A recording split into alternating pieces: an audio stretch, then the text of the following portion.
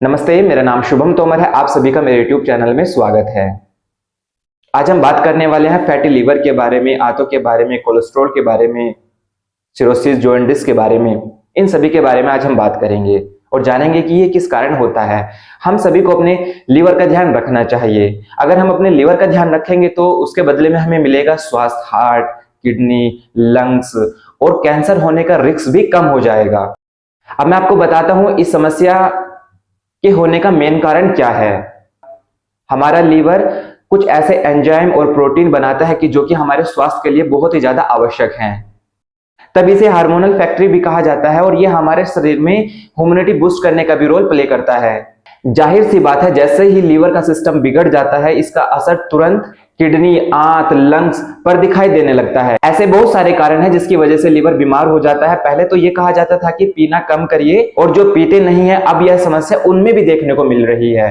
25 से 30% यह समस्या उन व्यक्तियों में भी है। लेकिन इसका मेन कारण क्या है? इसका कारण है खराब लाइफस्टाइल का हो जाना। मैं आपकी जानकारी के लिए बताऊं, जो घर में हम तेल और घी का प्रयोग करते हैं उसका केवल 1 से 2 बार प्रयोग करना चाहिए। बार बार अगर हम उसका प्रयोग करते हैं तो वो एक जहर के समान हो जाता है। ठीक है, उसी के कारण ही कोलेस्ट्रॉल बढ़ जाता है और दूसरी समस्याएं भी शुरू हो जाती है।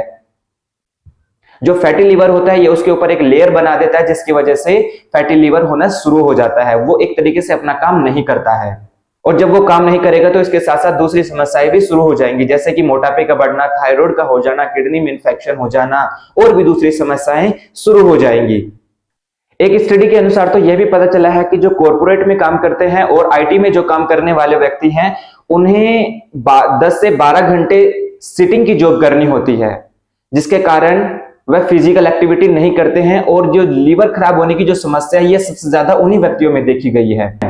अब तो यह समस्या देखने को मिली है कि जो पीने वाले व्यक्ति हैं और जो नहीं पीते हैं, दोनों के केस बराबर हो गए हैं। और बस यही कारण है कि लीवर के खराब हो जाने पर 2 लाख से 2.5 लाख व्यक्ति 1 साल में अपनी जान गंवाते हैं।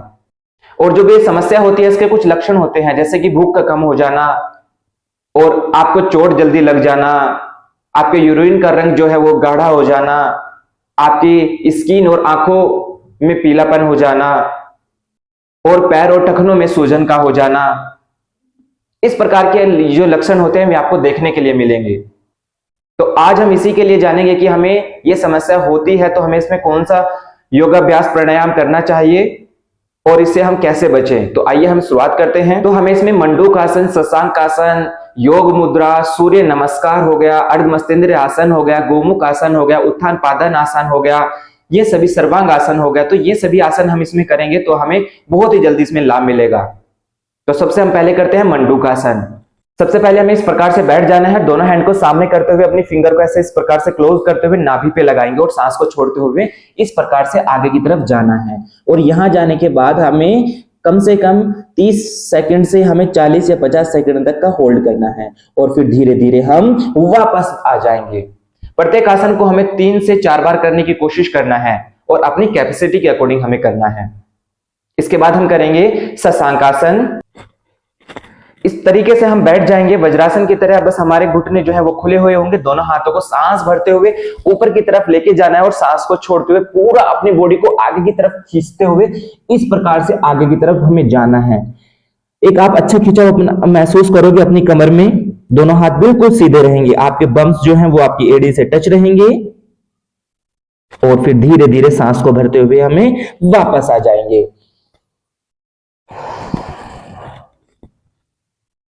इसके बाद हम यहां से करेंगे गोमुख आसन। दोनों पैरों को इस प्रकार से हम बैंड करेंगे और अपने पहले राइट लेग को और या फिर लेफ्ट लेग को, किसी भी पैर को हम इस प्रकार से बैंड कर सकते हैं। उसके बाद जो पैर हमारा ऊपर है, सेम उसी हैंड को ऐसे ऊपर से लेके जाएंगे और दूसरे हैंड को इस प्रकार से अपनी कमर के पीछे लेके जाने के बाद इनको आपस में टच करेंगे। और टच करने के बाद यहां पर होल्ड करके रखना है। इसमें आपकी जो सांसें होगी वो नॉर्मल रहेगी, गहरी लंबी सांसें आपको लेते रहना है और छोड़ते रहना है, और फिर धीरे धीरे वापस आ जाएंगे। इसी प्रकार से यह आसन आपको दूसरी साइड से भी करना है। अब हम यहां से करेंगे योग मुद्रा। इस प्रकार से हमें बैठ जाना है और दोनों हाथों को इस प्रकार से अपनी नाभि पे लगाते हुए सांस को छोड़ते हुए आगे की तरफ हमें झुक जाना है इस प्रकार से, और जो जितना जा सकता है उतना जाने की कोशिश करिए। जो ज्यादा फ्लेक्सिबल है वो इस आसन को बहुत आसानी के साथ में कर सकते हैं और अपने फोरहेड को मैट में नीचे टच करने की कोशिश करेंगे और फिर धीरे धीरे सांस को भरते हुए वापस आ जाएंगे। अब हमें यहां से करना है अर्ध मस्तेंद्रिय आसन। इस प्रकार से हमें बैठ जाना है और दोनों पैरों को हमें इस प्रकार से बेंड करना है और हमें लेफ्ट लेग को इस प्रकार से बेंड करते हुए राइट को यहां इस प्रकार से लेके जाएंगे। ध्यान रहे कि जो आपके जो ऊपर वाला घुटना है वो एकदम सीधा रहे और आपको अपनी कमर को ट्विस्ट करते हुए, अपने कंधों को ट्विस्ट करते हुए इस प्रकार से पीछे की तरफ जाना है और अपने लेफ्ट हैंड से राइट टोज को इस प्रकार से पकड़ते हुए पूरा पीछे की तरफ देखना है। आप एक अच्छा खिंचाव अपनी कमर में और स्टमक में महसूस करोगे और सांस को छोड़ने के बाद आपको यहां पर होल्ड करना है। ध्यान रहे कि आपके घुटना और आपके दोनों कंधे एक लाइन में हो और पीछे वाला जो हाथ है वो भी आपका बिल्कुल सीधा हो और सांस को छोड़ने के बाद हम होल्ड करेंगे। अर्ध मस्तेंद्रिय आसन। ये जो आसन है ये आपके डाइजेस्ट सिस्टम के लिए, किडनीज के लिए बहुत ज्यादा अच्छा है और पेल्विक पार्ट के लिए। और फिर सांस को छोड़ते छोड़ते वापस आ जाएंगे धीरे धीरे। इसके बाद इस प्रकार से हमें लेट जाना है। यहां से करेंगे हम उत्थान आसन, उत्थान पादासन। दोनों हाथों को इस प्रकार से हमें लगाते हुए अपनी बॉडी के नीचे और फिर धीरे धीरे सांस को भरते हुए यहां पर इनको होल्ड करेंगे और फिर सांस को छोड़ने के बाद होल्ड करेंगे। आपका जो सर है वो मैट पे टच रहेगा, केवल आपको अपने पैर के अंगूठे दिखने चाहिए, आपको पूरे पंजे या लेग नहीं दिखना चाहिए। और फिर होल्ड करेंगे, फिर सांस को भरते हुए धीरे धीरे वापस आ जाएंगे। इसके बाद हम यहां से करेंगे साइकिलिंग। इस प्रकार से अगर आप साइकिलिंग करते हो तो ये भी इसमें बहुत ही ज्यादा अच्छा होता है। ये भी आपको क्लॉकवाइज और एंटी क्लॉकवाइज करना है। और फिर इस प्रकार से आपको अपने पैरों को सीधा करते हुए यहां से राइट लेग को ऊपर लेके जाते हुए इस प्रकार से सर्कल बनाना है, क्लॉकवाइज और एंटी क्लॉकवाइज। ये आपके पेल्विक पार्ट, पीसीओडी के लिए तो बहुत अच्छा है ही, लेकिन आपके स्टमक के लिए, लीवर्स के लिए बहुत ही ज्यादा अच्छा है। और फिर धीरे धीरे वापस आ जाएंगे। आपको प्रत्येक एक्सरसाइज को दोनों तरफ से करना है। से करेंगे पवन मुक्तासन। इस प्रकार से अपने पहले राइट लेग को बेंड करेंगे, दोनों को उसको कैच करते हुए सांस को छोड़ते हुए यहां अपनी नोज को टच कर देंगे और दूसरे पैर को भी इस प्रकार से ऊपर उठा के रखेंगे। सेम यही हमें दूसरी साइड से भी करना है। इसी प्रकार से सांस को छोड़ते हुए इस प्रकार से अपने नोज को टच करेंगे और होल्ड करेंगे और फिर वापस। अब हम यहां से करेंगे हलासन। इस प्रकार से सबसे पहले हम अपने दोनों पैरों को बेंड करेंगे और अपने पैरों को बिल्कुल सीधा करते हुए उसको पीछे की तरफ लेके जाएंगे। दोनों हथेली को अपनी कमर में टच करके रखेंगे और दोनों पैर सीधे कर देंगे। ध्यान रहे कि आपका जो पैर है वो बिल्कुल सीधे रहे। हलासन। यहां पर होल्ड करने की कोशिश करनी है आपको। और जो यहां से सीधा सर्वांगासन में जा सकता है उसको जाने की यहां से सीधा सर्वांगासन में जाने की कोशिश करिएगा, वरना वापस आके फिर जाने की कोशिश करिएगा। और इस प्रकार से ध्यान रहे कि ये सर्वांगासन में आपकी एडी और जो आपके शोल्डर हैं वो एक लाइन में रहे और धीरे धीरे वापस आ जाएंगे इस प्रकार से। अब हम यहां से करेंगे सेतु बंधासन। सांस को भरते हुए अपने बम्स को हमें इस प्रकार से ऊपर की तरफ उठाना है। दोनों हाथों को इस प्रकार से यहां पर लगाएंगे और फिर होल्ड करके रखेंगे और फिर धीरे धीरे वापस आ जाएंगे। इसके बाद करेंगे हम भुजंगासन। दोनों हाथों को इस प्रकार से यहां पर लगाते हुए और पूरे घुटनों को अपने सीधे करते हुए और धीरे धीरे सांस को भरते हुए ऊपर की तरफ इस प्रकार से आना है और ऊपर देखना है।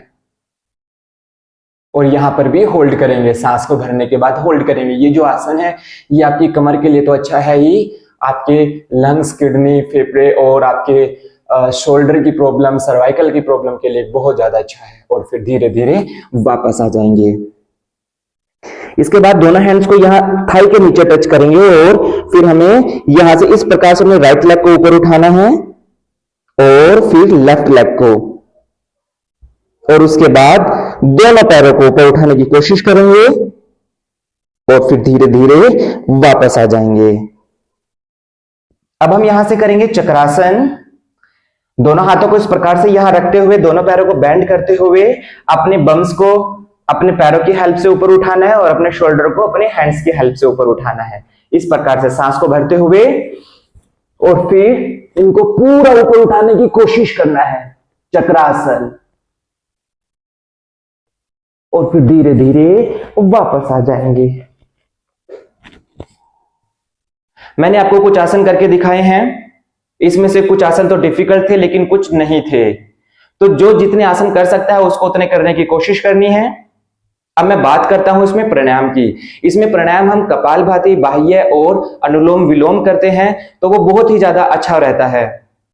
और कपालभाति प्राणायाम हमें किस प्रकार से करना है, सबसे पहले इस प्रकार से हमें बैठ जाना है और बैठने के बाद केवल हमें अपनी सांस को बाहर निकालना है। ठीक है, हाथों की पोजीशन ज्ञान मुद्रा, कमर गर्दन एकदम सीधी, हाथों की पोजीशन ज्ञान मुद्रा, और केवल हमें अपनी सांसों को बाहर निकालना है। जितनी हमें सांस चाहिए वो खुद ऑटोमेटिकली आ जाएगी।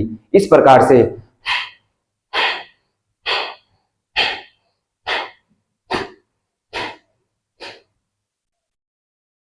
से हमें कपालभाति प्राणायाम करना है। और अगर आपको कपालभाति प्राणायाम के बारे में और ज्यादा जानना है तो मैंने यहाँ आई बटन में इसका लिंक दे दिया है, वहां से देख सकते हो। इसके बाद हम करते हैं बाह्य प्राणायाम। बाह्य प्राणायाम किस प्रकार से करते हैं, सबसे पहले सांस को लेंगे और सांस को लेने के बाद छोड़ देंगे, उसको बाहर निकाल देंगे। लेकिन बाहर निकालने के बाद अपने स्टमक को पूरा अंदर की तरफ लेके जाना है, खींचना है उसको अच्छे से।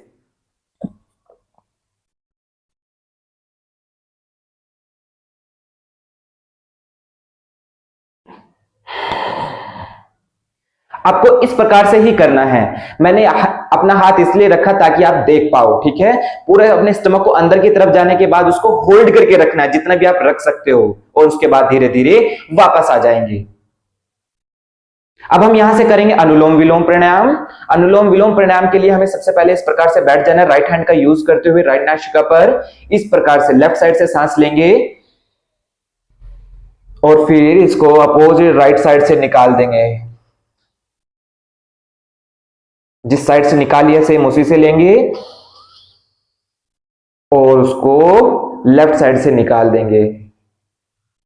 इसी प्रकार से हमें अनुलोम विलोम प्राणायाम करना है। इसका भी मैंने जो लिंक है वो आई बटन में दे दिया, वहां से इसके बारे में देख सकते हो। लेकिन ध्यान रहे कि जब भी हम अनुलोम विलोम प्राणायाम करते हैं बहुत ही ज्यादा धीरे से हमें करना है, इसमें साउंड नहीं होगी। प्रत्येक सांस की जो आवाज होती है वो आपको खुद को भी नहीं आएगी। अगर मैं बात करूं इसमें खाने पीने की चीजों के बारे में, तो इसमें हमें क्या चीजें खाने पीनी चाहिए, सेब, हरी सब्जियां, ठीक है, और आपकी गाजर हो गई, चकुंदर हो गई, और सैलेड अगर आप खाते हो खाना खाने से पहले तो ये बहुत ही ज्यादा अच्छा है। और अगर आप अनार हो गया, चकुंदर हो गई और जो गाजर है इनका जूस आप पीते हो तो वो लीवर के लिए आपके लिए बहुत ही ज्यादा अच्छा है। और जो कैलेस्ट्रॉल से समस्या से परेशान है ये उनके लिए भी बहुत ज्यादा अच्छा है। और आपको जैसे कि तली भुनी चीजें हो गई, फास्ट फूड हो गई, कोल्ड ड्रिंक हो गई, समोसे हो गए, मोमोज हो गई, आपको इन चीजों से दूर रहना, ये नहीं खानी चाहिए। अगर आप ये खाओगे तो आपकी सेहत और बिगड़ जाएगी। और हरी सब्जियां, ठीक है, इस प्रकार की आपकी जो चीजें हैं ये खानी चाहिए। हरी सब्जियां हो गई और आपके फल फ्रूट्स हो गए, आपको इस प्रकार की चीजें खानी चाहिए। और फ्रिज की चीजों से दूर रहिए, फ्रीजिंग चीजें आपको नहीं खानी है। अगर मेरी वीडियो ने आपकी हेल्प करी है तो प्लीज लाइक एंड शेयर करिएगा। ऐसे टिप्स के लिए आप मेरे चैनल को फॉलो करिए। तो मिलते हैं हम नेक्स्ट वीडियो में नई इंफॉर्मेशन के साथ। तब तक के लिए नमस्ते।